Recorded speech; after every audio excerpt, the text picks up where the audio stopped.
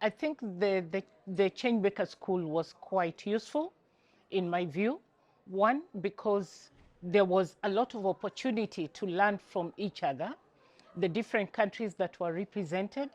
We are at different levels of implementation, and we also have our own unique, our own unique ways of looking at infrastructure.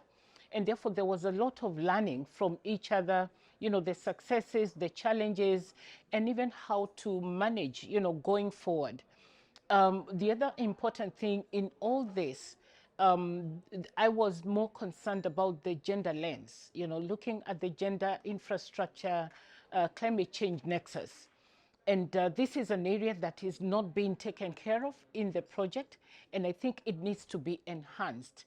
From the Kenyan side, we are very, very concerned about that, because this is also something that is well espoused, by the Sustainable Development Goals, the global frameworks, that leaving no one behind ensures that there is that inclusivity.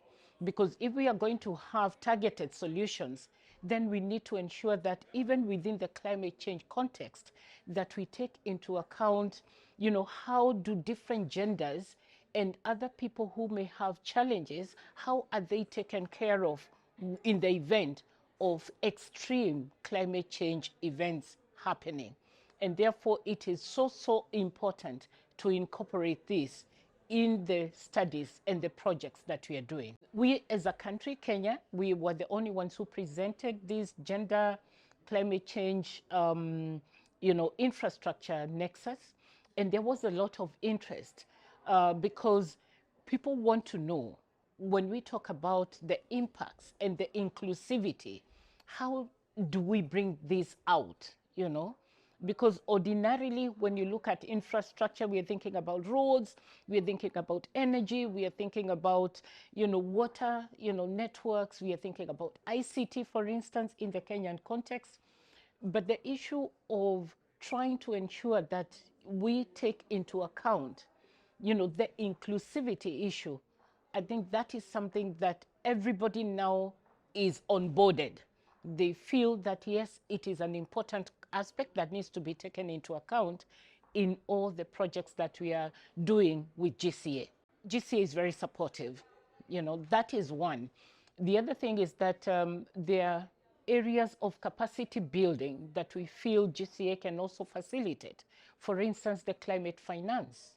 Also gender issues in within the climate change space. And so if this can be facilitated, because it was not really factored in, I think that would be very useful going forward, because it will ensure that what we deliver in this project is going to be a wholesome, deliverable within our projects. GCA has done a tremendous job so far. But I still feel that, there are areas of capacity building that would enhance our project deliverables. One is in the field of climate finance. I think that is one area that is very, very complex, and it would help us understand the space that we are working in. The other one is on the gender issue. Like I mentioned, it's an area that is not well explored. And my thinking is that if we can have also some capacity building in this area, this would be very, very useful. And also in terms of, having more hands-on, practical oriented sort of exposure, in the entire space of the project. That facilitation by GCA would be very, very useful for us, because at the end of the day, we are saying we would wish to upscale, this project, so that this project is not only going to benefit Kenya, for instance, it is also going to be a role model in Africa and be able to help other African countries take into account climate change with regard to infrastructure and looking at the various lenses and dimensions.